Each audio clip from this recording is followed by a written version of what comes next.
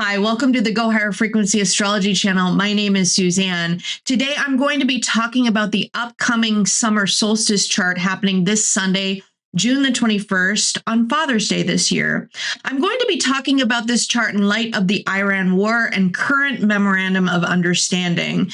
This will lead us into a discussion about the upcoming full moon in Capricorn happening on June the 29th and the solar return of the United States happening on July the 4th.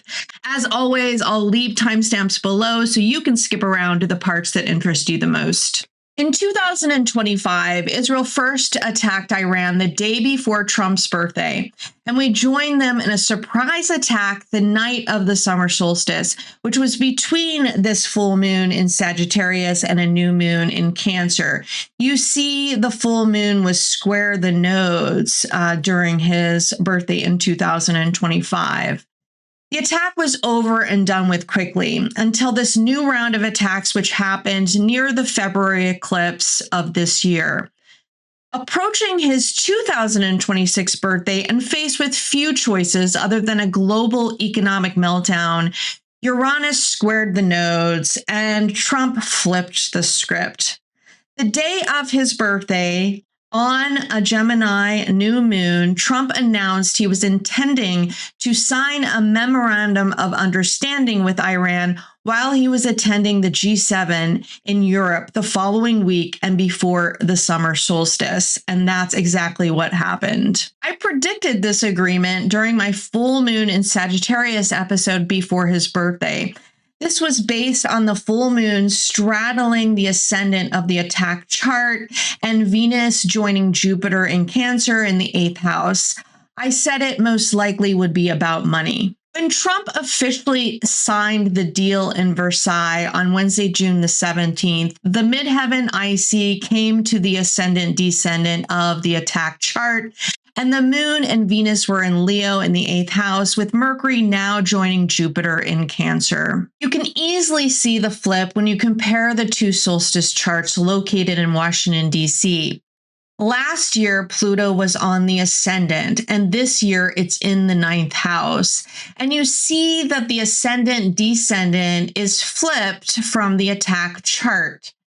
You see the attack chart, you have Sagittarius on the ascendant at 7 degrees, and this summer solstice is just past 7 degrees, and Sagittarius is on the descendant this time. And you also see that the moon is just past the south node of last year's summer solstice, whereas the south node is just past the Mars degree of last year's summer solstice. You know, the nodes move backwards. So yes, it's moved backwards past that Mars degree. Very symbolic of what's happening right now with the war, symbolizing our attack on Iran and also with the moon on that south node. So this really is about security at the end of the day. Now, conflict is brewing behind the scenes as Mars applies to a square to both Netanyahu and Trump's natal Mars, and Mars approaches a conjunction with Uranus, and it's in the 12th house of the summer solstice chart located in Washington, D.C. The sun enters Cancer in the wee hours of Sunday morning, and then we are heading into a waxing square Libra moon called the Black Night's Moon on Sunday night. This waxing square is related to the 2025 September solar eclipse. On the day of that eclipse, there was a big public funeral for Charlie Kirk, who had just been assassinated days prior. Similar to Charlie Kirk's murderer, the waxing square Libra moon describes someone who takes justice in their own hands and is merciless about it. The full moon in Capricorn happening on the 29th of June happens on the cross of demands. This full moon happens the day after Elon Musk's birthday and right after Mercury turns retrograde in the 6th line of gate 62. the gate of details, which is about the skills, but not the discipline to do the detailed work to succeed. I mentioned in my Uranus Square the Nodes video when SpaceX IPO'd that we might experience an initial pop to that stock price, but there might be a retreat on the stock when Mercury went retrograde. Mars is now conjunct Uranus and squaring the nodes. This is happening near Musk's Saturn degree, which seems to reinforce a disruption of some kind. I'll link that video below in case you want to watch it. It's really about artificial intelligence and all of the fraud and manipulation that's been happening behind the scenes, and how they've been losing a lot of money to try to get people to adopt their technology. And a lot of people haven't really been paying attention and putting more money and faith into these companies. But what I suspect is that we will experience a downturn and probably a crash in the market before we really innovate in AI. There's some kind of disruption that is probably going to happen in the market soon. The chart located in Washington, D.C. also falls on the ascendant descendant of Netanyahu's natal chart, and his moon is tightly conjunct the midheaven. It makes me wonder if he'll be in town during this full moon or if he'll be in the news for some kind of disruption that makes us pay attention or makes us react. The full moon is highlighting Trump's own Mercury degree, and Netanyahu's Jupiter in Capricorn is opposing transiting Mercury, which has just turned retrograde, and it also happens to be conjunct Trump's Saturn degree. So it wouldn't surprise me if Netanyahu is in town or there's some kind of disruption that is happening between them. Either way, the themes of Netanyahu and Elon Musk are clearly present during this full moon. And this is called the Elder's Moon by Raven Caldera, where our main concern is about the security of our family. The moon is considered in its detriment in Capricorn, and it's also ruled by Saturn in the sign of its fall. So it's a really destructive full moon. It is about defensive control in order to feel secure. There is this false belief that we can gain peace through strength. But Saturn in Aries is showing us the limits of that belief. Unfortunately, it's often that we respond to limits being placed on us with even tighter controls. And you see that Saturn is in the fifth line of gate 21, which is all about universalizing control. We think that we can make ourselves feel more secure by putting all these external controls on everybody else. But that just adds more resistance to our efforts. And at the end of the day, we can only control so much. You know, even if we did fly to Mars and we left the Earth behind, we still would have to deal with our own mortality. We would still have to deal with the elements of Mars. We can only control so much. And eventually we come up to the limits of our control mechanisms. So we go to the extremes of cycles, and then we get the extremes of the response. So all the spiritual masters always advise us to try to find the balance, to try to find the compromise, because eventually we go to the extremes. And the US is in its Saturn opposition right now. So we as a country are revisiting these tough lessons right now. Ross says about this cross on the fifth line, you need these heretics who are going to stand up and they're going to enforce laws. And one of the things you discover about collective laws is that people will vote for things they actually don't really like. So they'll vote for higher taxes to pay for their school, but then they get their tax bill and they're pissed. So there has to be these enforcers, and this is what you get. So basically, a lot of people with different agendas paid into the Trump's presidency. And now they're pissed because they're not getting what they paid for. This full moon is in the Jupiter decan of Capricorn, and it's on a Sagittarius degree. You see that the full moon is between 8 and 9 degrees. So you always go to the higher degree. And 9 symbolizes the 9th house, which is a Jupiterian house. And so you get a Sag degree. So it's very much focus on growth around our need to control.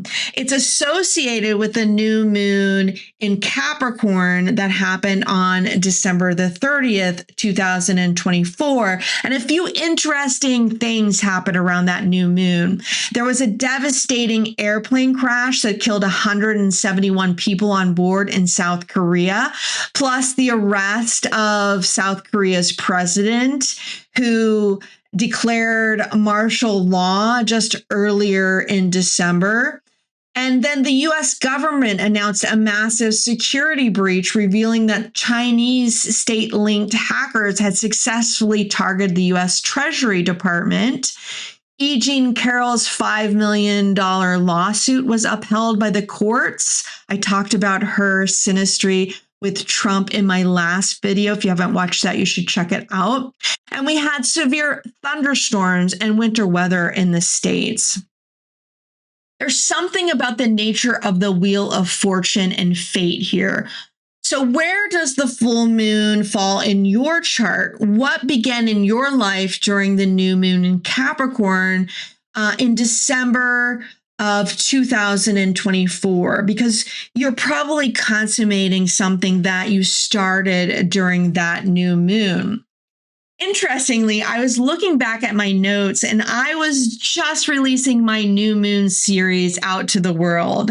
And I've recently been thinking about what I'm going to be doing next. I wasn't even planning on doing this full moon video, but I couldn't help myself since it was so near the Sibley solar return and I didn't want to miss it. So I'm going to be taking a break. I'm releasing this video early instead of late. The full moon is near my Mars in Capricorn, so I can get overambitious.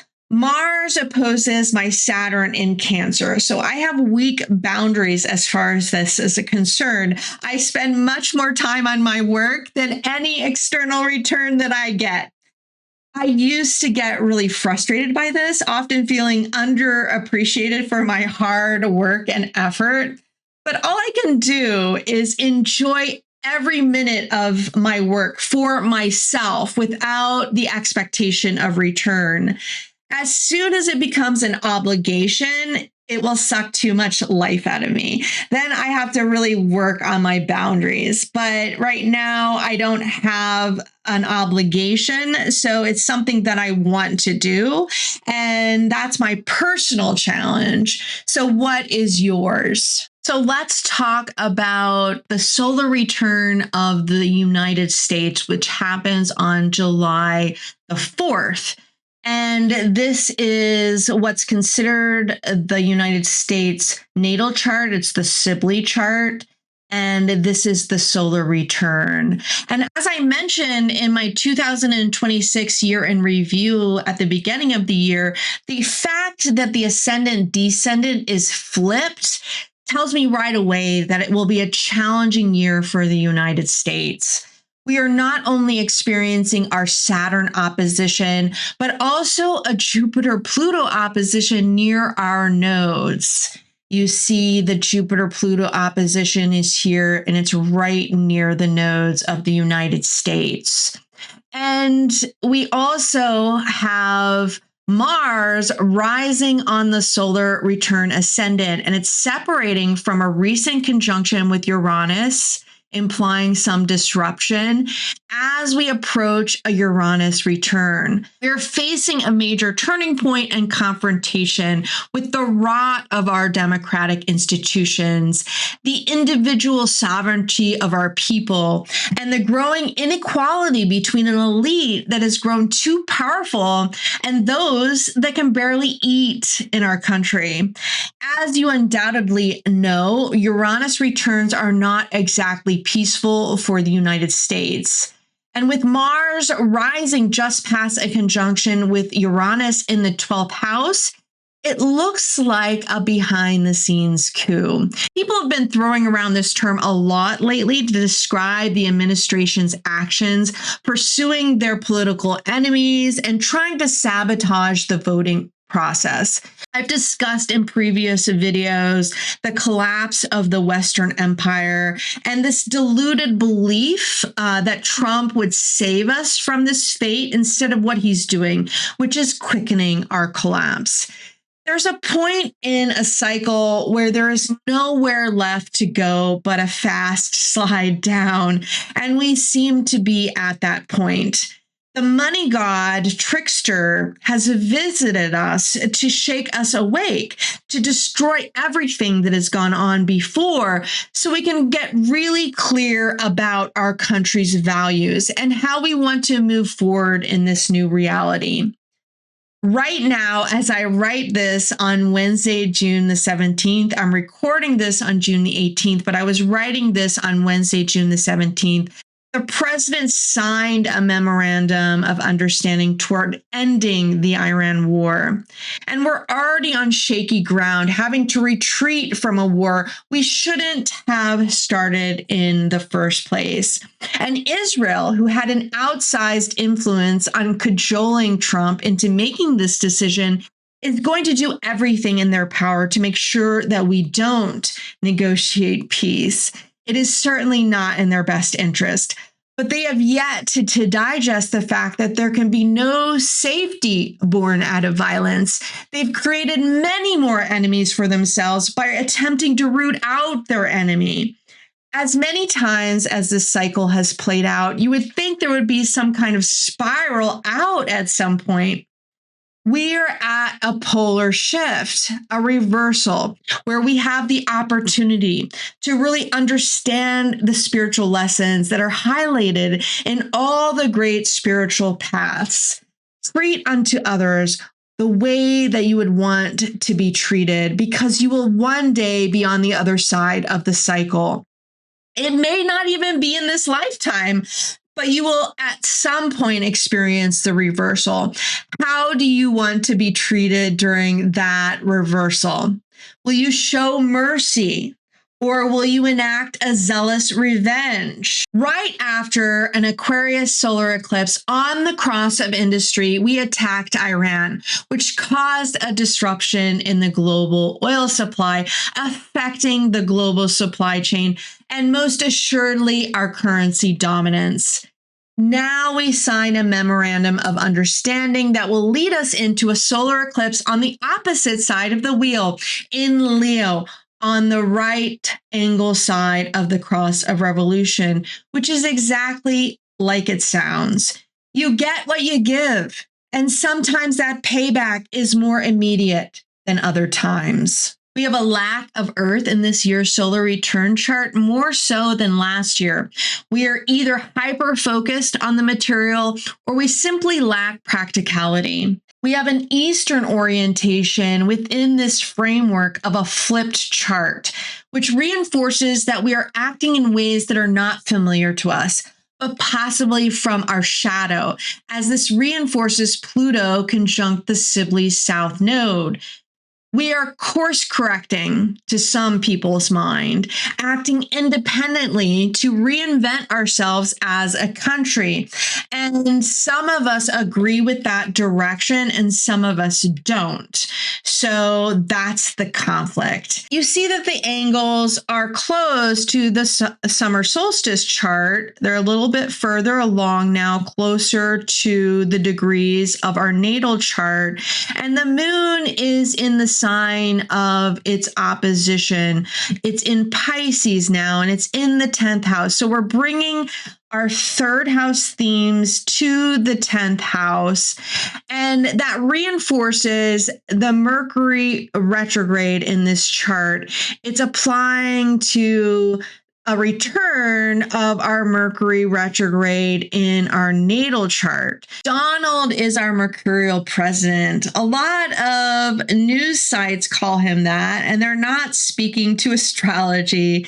It is just a common knowledge that he is a mercurial president. He's teaching us lessons about all things mercurial, the trickster, our freedoms of speech, media, trade, our negotiations with other countries, technology, our youth. And they are all in a state of metamorphosis this year. It's a theme that we have in our natal chart. So we're revisiting those themes. And Mercury rules the ascendant and the fifth house of the solar return chart.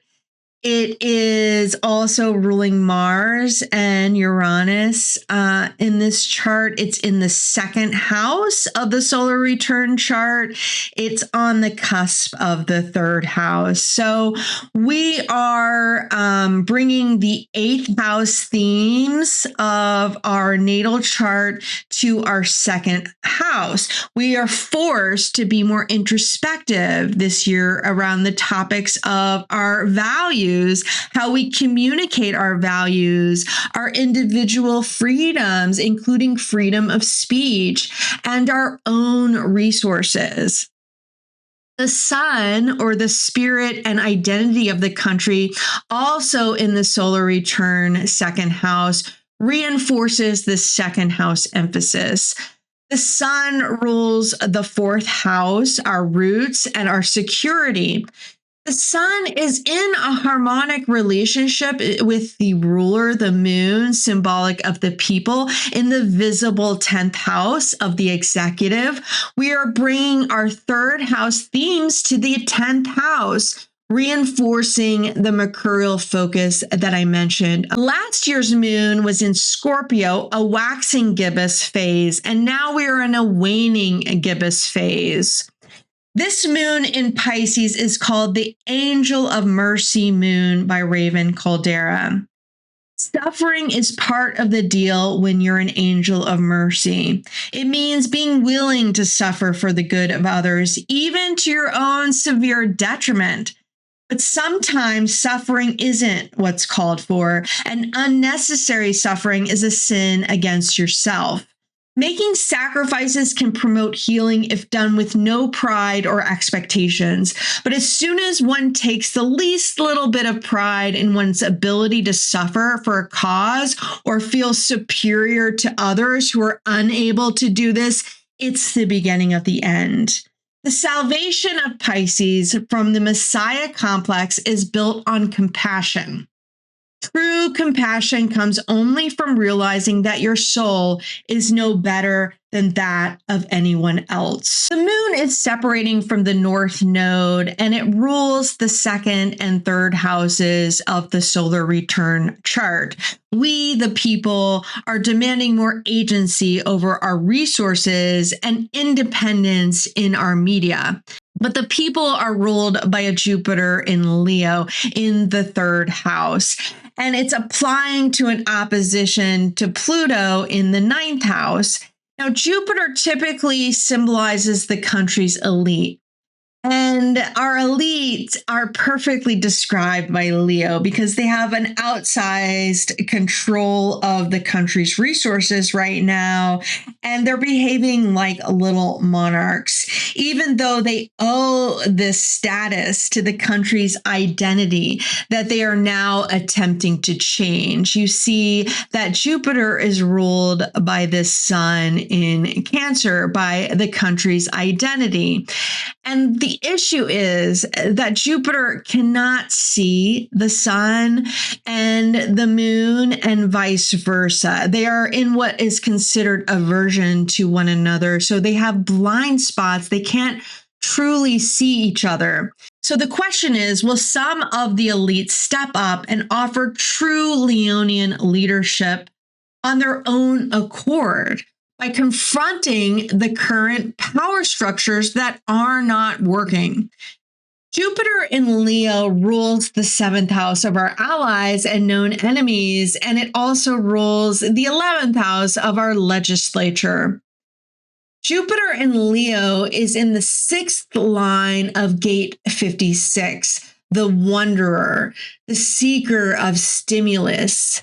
The label of this line is called caution, because if you aren't honest, if you are hypocritical in your actions to provide stimulus to the people, you will fail in the transition to gate 31 or the gate of influence. A lot of people are very cynical about our politicians promising us things and having no intention of following through.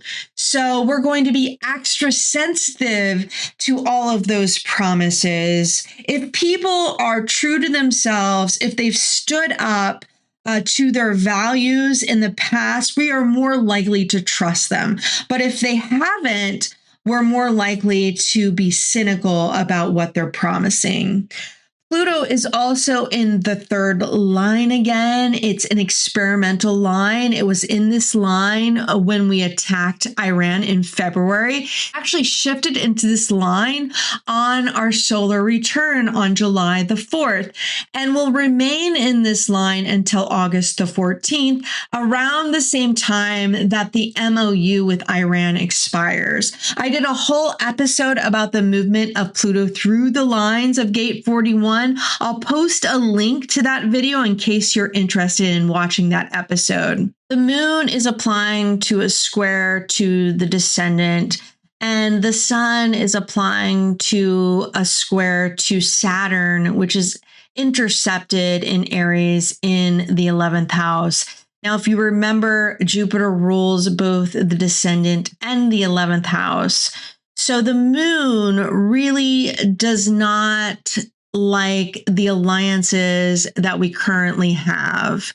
We are upset with some of our alliances. We're upset with our immigration policies, our global institutions that basically allow immigrants to come in because they want to have cheaper labor, whereas the people of the country have no sustainable way to make a living anymore. And so we still don't want immigrants to invade our country. We want to be able to have more control over our own resources without immigrants taking our jobs. There might be some people that do not want the government to act the way that they are with immigrants, with the cruelty of the internment camps that they're creating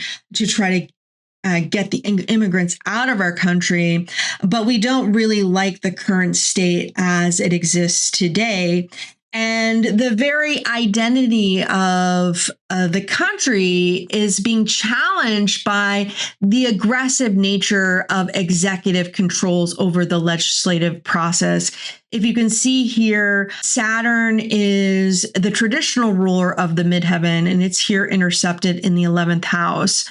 So there's a lot of executive controls in the legislature, and we're not very happy about that abuse of power either.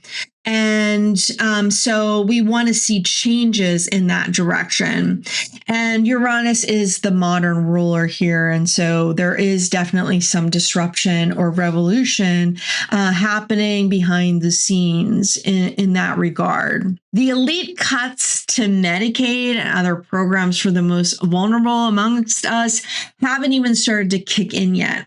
And inflation and interest rates are on the rise. So it is bound to become more serious as those cuts kick in.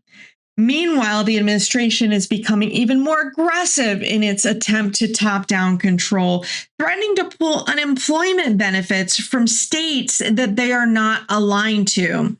Venus in Leo is applying to the South Node in the final degree of Virgo.